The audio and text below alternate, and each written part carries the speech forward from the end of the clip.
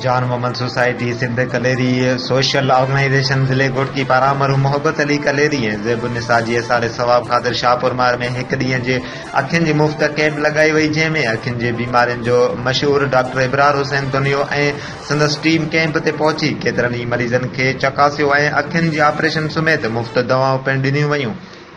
सुबह सवेरे खां शुरू थींदड़ कैंप में सवे मुस्तहिक़ मरीज़नि पहुची इलाज ऐं चकास कराई। मुफ़्त कैंप मां फ़ाइदो पिणु वरितो। मेडिकल टीम पारां 537 मरीज़नि जी चकास ऐं 210 मरीज़नि जी ऑपरेशन पिणु कई वई।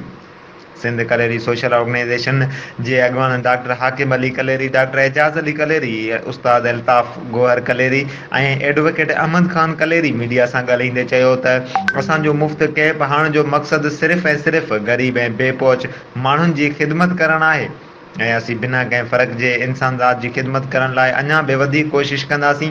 अॻवाननि वधीक चयो त असीं हर साल अखियुनि जी बीमारियुनि तोड़े ॿियनि बीमारियुनि जी मुफ़्त कैंप पिणु लॻाईंदासीं, छो त इंसान ज़ात जी ख़िदमत में ई ॿिन्हिनि जहाननि जी भलाई आहे।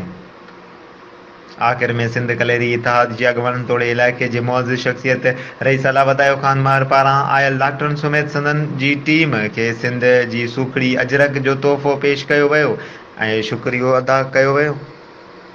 लाइक कयो असांजे वीडियो खे, वधीक मालूमात जे लाइ सब्सक्राइब कयो असांजे चैनल खे, बेल आइकन ते क्लिक कयो त जीअं ईंदड़ वीडियोस अव्हां ताईं वक़्त सर पहुची सघनि।